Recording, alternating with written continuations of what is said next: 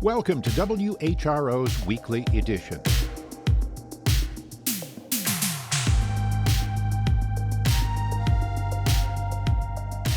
I'm Doug Boynton. In this week's program, I sit down with WHRO health reporter Laura Fillion to discuss health news from March. VDOT says the HRBT expansion will be delayed an additional 18 months. WHRO's Lisa Godley honors journalism trailblazer Marvin Lake, and reporter Ryan Murphy examines how Portsmouth is working to support its small business and retail operations. So we're trying to convert the clicks to bricks, right? Okay, great. You've got an online presence. What does it look like to be in retail space? And what does that do for your business?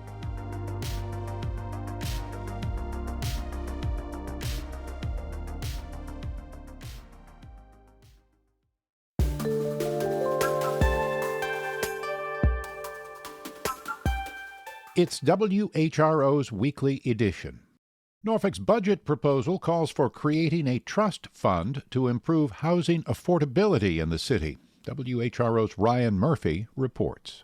City Manager Patrick Roberts wants staff to develop policies and a funding mechanism for a housing trust fund. Cities all over the U.S. use these kinds of funds to directly invest in or incentivize the development of more affordable housing. As you saw in the recommendations from the housing study just a couple weeks ago, it's critical that we stand up a housing trust fund. The city's current budget proposal doesn't include an allocation for the trust fund. Roberts says he'll bring the policy recommendations back to council and would seek funding later in the fiscal year. Ryan Murphy, WHRO News. An Old Dominion University engineering professor says transportation officials and the Navy should examine local waterways more closely following the bridge disaster in Baltimore. WHRO military reporter Steve Walsh has that story.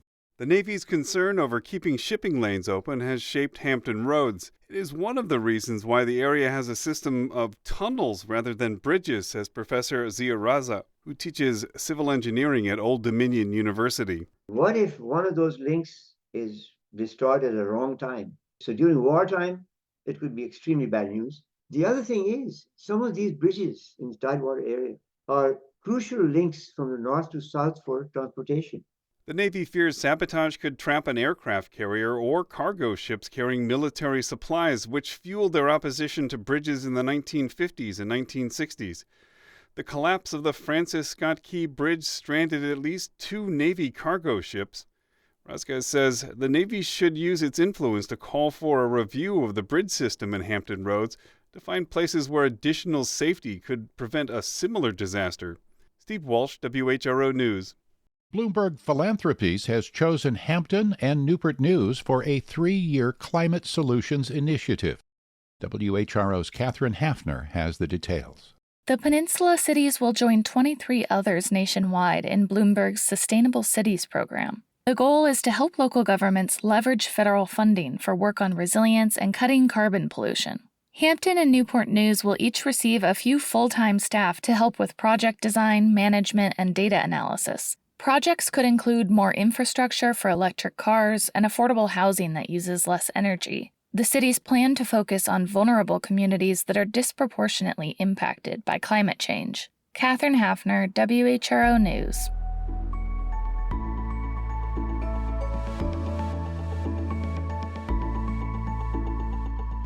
Next up, the March Health Roundup. I spoke to reporter Laura Fillion about this month's health news, including county health rankings, 1 year of North Carolina Medicaid expansion, and University of Virginia researchers looking at possible causes for long COVID.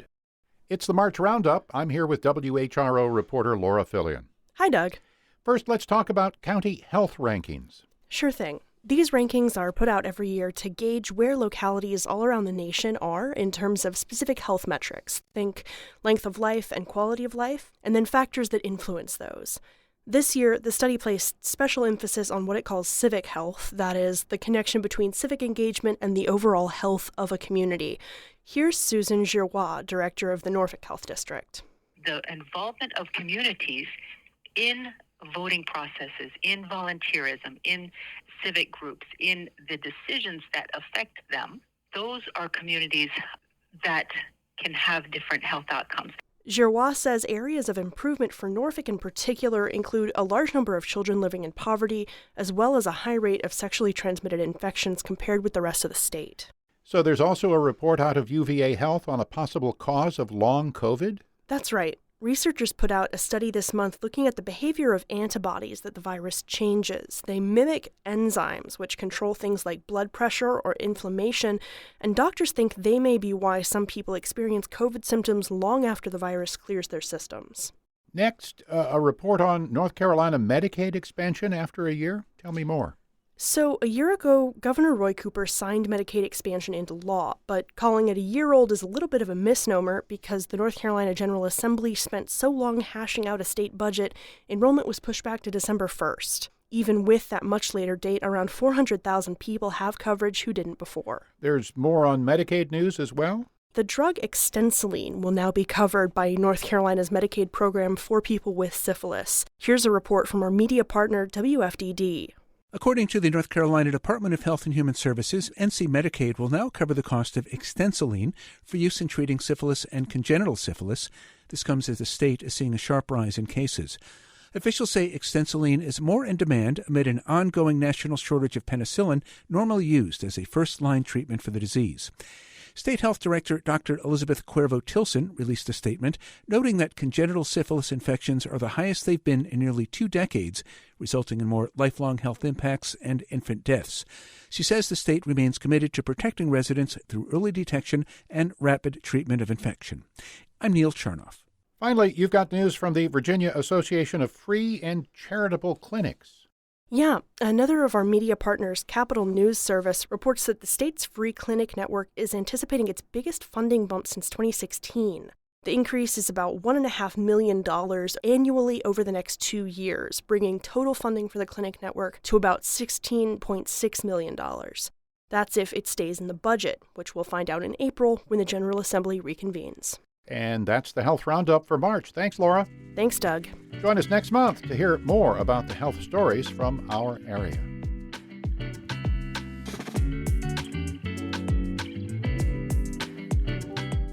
A local nonprofit has removed 5 million pounds of contaminated sediment from Paradise Creek in Portsmouth. WHRO's Catherine Hafner has the story. The Coastal Virginia Conservancy has been working for several years to clean up Paradise Creek, which feeds into the Elizabeth River. Industrial operations set up shop along this waterfront for hundreds of years. Dave Kubski with the Conservancy previously told WHRO that left pollution in the water. It's one of the oldest working waterways in the country. Discharging waste into the water stream, both human waste and industrial waste, was what happened. The group recently finished the first phase of the cleanup. It replaced contaminated sediment with clean sand on about 17 acres of creek bed. They also added activated carbon material to help absorb remaining pollution, similar to a home water filtration system. The nonprofit says the effort has cut area contamination by 60%. Catherine Hafner, WHRO News. The Virginia Department of Transportation says the Hampton Roads Bridge Tunnel expansion will take an additional 1.5 years to complete. WHRO's Ryan Murphy reported that. Officials have been meeting with the construction company on the project since 2022, when Hampton Roads connector partners told VDOT it encountered unforeseen cost and schedule impacts. Last summer, the company asked for nearly $1 billion more and 600 more days to finish the build. At the same time, VDOT officials said the project was halfway done. The agency says it's renegotiated its contract with the company. The new deal will have VDOT pay if certain construction elements cost more than they were bid at. The contractor will give the state a credit if the work costs less than originally planned. The deal also pushes back the completion date 1.5 years to August 2027. Ryan Murphy, WHRO News. A U.S. Supreme Court ruling from last year is still causing confusion in North Carolina about which wetlands must be protected. WFAE's Zachary Turner reports that story. As many as 3.6 million acres of wetlands in North Carolina may be vulnerable. That's according to a preliminary analysis by the Environmental Defense Fund. Sackett v. EPA concluded that waters must maintain a continuous surface connection to a river, stream, lake, or ocean to receive federal protections. Some wetlands connect to federally protected waters underground, with no surface connection. Wetlands sponge up extra water during heavy rains and floods. so removing protections for them could make these events worse. I'm Zachary Turner. Norfolk's proposed budget could mean major facelifts for Scope Arena and Chrysler Hall. WHRO's Ryan Murphy is back with details. The Scope and Chrysler Hall were built in the early 70s and haven't had much in the way of updates since then. Norfolk City Manager Patrick Roberts says he wants to spend $87 million over the next 4 years on Chrysler Hall and $63 million over the same period at the Scope to breathe new life and another several decades of use into that facility. The upgrades at both include new concessions, seating, and restrooms, back-of-house updates, and modernizing the Nixon-era mechanical and electrical systems. Ryan Murphy, WHRO News. The remains of a Norfolk sailor killed in the 1941 attack on Pearl Harbor have been identified. We get more from Barry Graham. 19-year-old David Walker was presumed dead following the attack on the Hawaiian Naval Base, but his body was never recovered. Walker was on board the USS California when it was attacked. Military officials exhumed the unidentified remains of 25 people who were on the ship and buried in Honolulu, and announced last week, due to advanced DNA analysis technology, that Walker had been identified. About 2,300 service members were killed in Japan's surprise attack on Pearl Harbor, which launched the U.S. into World War II. Walker will be buried in Arlington National Cemetery on September 5th. Barry Graham, WHRO News.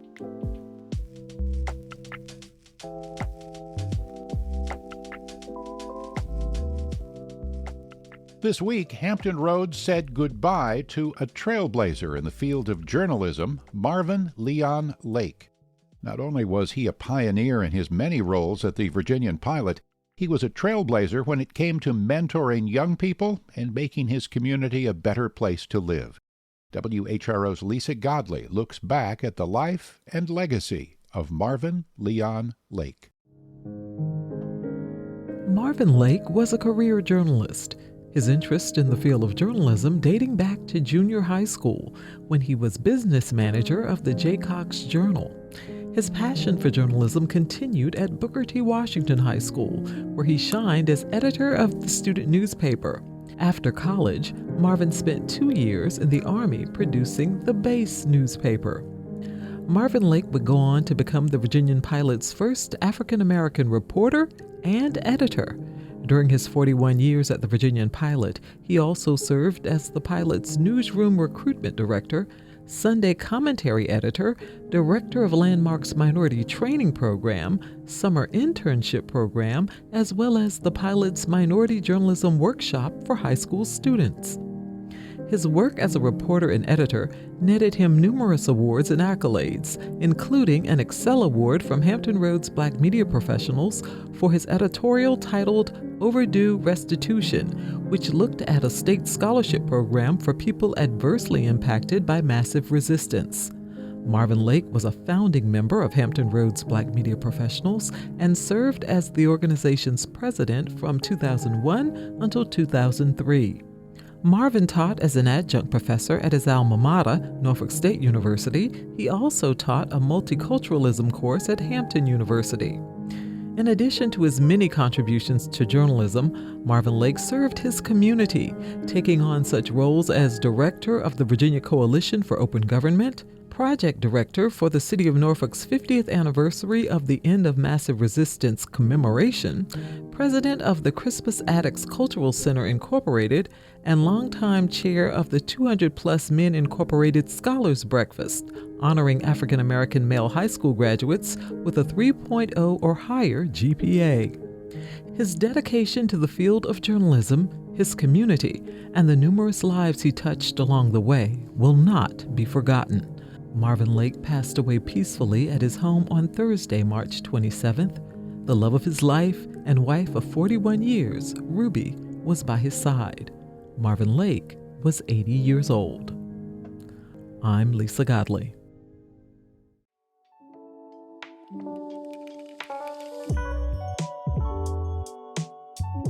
This is WHRO's Weekly Edition. Remember, for any stories you've missed, you can visit us on the WHRO smartphone app or all social media platforms. This weekend will be the last opportunity to see an exhibit at the Chrysler Museum that allows Beatle fans to see the band through a new lens. Cynthia Vaca-Davis reports for WHRO.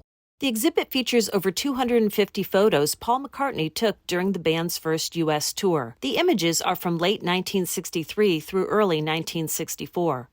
The photo collection was rediscovered in 2020 as negatives and contact sheets that McCartney never printed. Lloyd DeWitt is Chrysler's senior curator. He says the show is McCartney's creation. He is the one who's curating the show. So he's picked the 250 out of the 1,000 photographs, and he is the one who's giving us this experience. The 3 months captured in the images document the band's unprecedented rise to fame and McCartney's first visit to the States. The exhibit is the first time the photos have been seen in the U.S. Chrysler representatives think the museum's free admission may have played a role in being selected to host the show. Cynthia Vaca-Davis, WHRO News. The Paul McCartney photo exhibit is on view at the Chrysler only until this Sunday, April 7th. New research from the Virginia Institute of Marine Science shows heat waves are a growing problem in the Chesapeake Bay. WHRO's Catherine Hafner explains why. Heat waves in the water happen the same as on land, when temperatures soar above what's normal for days or weeks at a time. But Piero Mazzini says most of the available research is about the water's surface. They're just looking at some data that really represents less than a finger deep, but we don't know what happens beyond that. His team at VIMS focused on those deeper parts of the bay. They found marine heat waves are lasting longer than previously known. Plus, a hotter bay can prevent marine life from getting enough oxygen to survive. Lead researcher Nathan Shunk says that affects people too, like fishermen. You might have less of the thing that you like about the Chesapeake Bay hanging out in the bay. Marine heat waves are becoming more frequent and intense because of climate change. Catherine Hafner, WHRO News. Norfolk's downtown residential population has tripled in the last decade. Now the group charged with improving and promoting the area is shifting their focus. WHRO's Ryan Murphy has the details.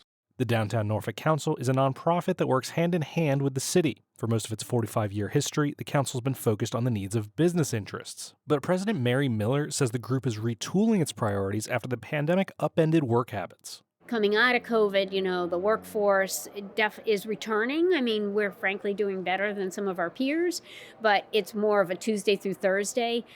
Residents are here all the time. Miller says residents have different wants and needs than workers. One of the visible effects of the new focus will be a revamp of Selden Market, the downtown vendor hall. Miller says the council will help turn it into a space where residents and visitors can just hang out without spending money. Ryan Murphy, WHRO News. The Portsmouth Colored Community Library Museum is hosting the Art is Revolutionary exhibit, showcasing Black artists and leaders from Hampton Roads. Kate Nowak reports for WHRO. The city's Black History Now exhibit interests kids and young adult visitors who recognize performers like Wanda Sykes and Missy Elliott. But parents and grandparents may remember the building as the segregated library from their youth. Here's Assistant Museum Curator Carly Doggett. And it's been amazing to have people come to see this side and then go, I knew Bertha Edwards, or I remember being a kid going to this library. We've had families come here because their kids want to see this, and then their parents helping them discover the history of this community, the history of segregation. The exhibit is free for the public and on display through the end of October. Kate Nowak, WHRO News. Portsmouth leaders are reassessing how to best nurture small businesses and downtown retail. WHRO's Ryan Murphy takes us behind the scenes of a new concept on High Street. Candace Walker was inspired more than a decade ago to develop products specifically geared towards curly hair like hers. It was very, very rudimentary. I started off with hair butters and some lotions. That was in 2012, before major brands pivoted to address the textured hair market. Walker felt like the hair care products she was cooking up in her home during her off hours could really go somewhere. But her side business got sidelined, in large part because she lost the domain name for the Natural Rockin' brand, which took years to resolve. When Walker finally got it back in 2019, it was a rebirth for her nascent company. She redoubled her efforts, and now she's hoping a new boutique called Bloom Market in downtown Portsmouth can help get her to the next level. Bloom is the first place Walker's ever seen her products on a store shelf. It's It's surreal. It's like, is that for me? It doesn't feel real. It's because this is a huge step for our business, and to see it presented so pretty and, it looks so professional, it's really exciting. It's really exciting for me. So this is a big day for us. So I'm excited, yes. The boutique is an effort by Portsmouth to boost local businesses and downtown retail from the ground up. Bloom Market is run by the Portsmouth Partnership, a business-funded nonprofit that works hand-in-glove with the city's government to tackle economic issues. The storefront was a Portsmouth Partnership co-working space during the pandemic. As Bloom Market, it will display the wares of 20 local artisans who make everything from beauty products to baby clothes. Partnership President Michelle Wren says the goal of the market is twofold. The first is to help grow local small businesses like Walker's by getting their products in a store and training them on running a brick-and-mortar retail operation. Somebody who's making a product out of their home, so they've got an online presence. They're already ready, shelf ready, if you will. They've already got a brand around them. So we're trying to convert the clicks to bricks, right? Okay, great. You've got an online presence. What does it look like to be in retail space? And what does that do for your business? The hope is the exposure and knowledge is enough to let some of these brands branch out into their own locations to fill vacancies on High Street, of which Wren notes there are plenty. Walking up High Street past Bloom Market, it's a pretty beautiful spring afternoon, sunny, 70 degrees, but there's not a lot of people out and about, not a lot of foot traffic. It's hard not to notice maybe 1 in 3 storefronts down this end of High Street look empty, papered over, boarded up, or otherwise dark. Economic Development Director Brian Donahue says vacancy rates downtown are low and the area did well through the pandemic, but there has been some turnover. We have had some businesses exit the marketplace, and behind that we've seen new businesses come in with perhaps a different business line. Portsmouth's Economic Development Office is bankrolling Bloom Market for a year to the tune of $85,000. Ultimately, we want to see these businesses grow into their own location. Really, this is giving many of them an opportunity to test their products, giving them the opportunity to test their sales, not having a tremendous commitment in terms of the expense associated with doing that. Wren, the partnership president, says the new market is also a way to demonstrate alternative uses for retail space to landlords.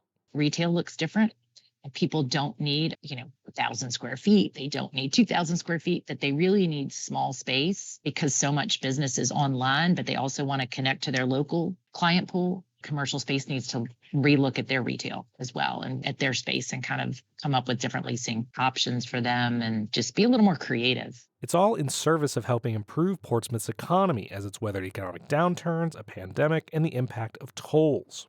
Walker is already envisioning quitting her day job as an EEG technician to work on natural rockin' full-time. She hopes to move into one of the storefronts here on High Street with a hybrid laboratory, shop, and hair salon. I was driving and I was like, oh, that's a pretty one. That's a pretty one. I could totally see that. Ryan Murphy, WHRO News. You've been listening to WHRO's Weekly Edition. We had help today from WHRO's Catherine Hafner, Ryan Murphy, Steve Walsh, Laura Fillion, Barry Graham, Cynthia Vaca Davis, Kate Nowak, and Lisa Godley. Also thanks to WFAE's Zachary Turner and Connor Warlick, who produced today's program. A reminder, you can always catch full episodes on the Weekly Edition podcast feed, and you can always get news updates at WHRO.org and the WHRO Reports podcast feed. For all of us at WHRO and WHRV, I'm Doug Boynton. Stay safe. Be well.